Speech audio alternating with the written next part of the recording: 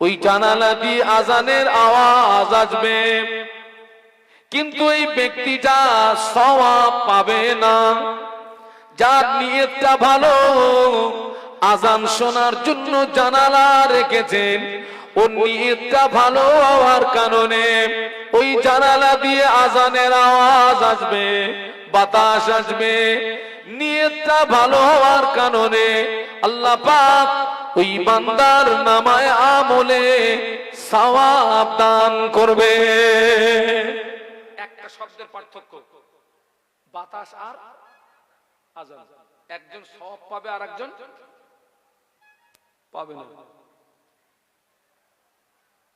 আমার কথা বুঝতে পারছেন না? পাচ্ছেন না? অথবা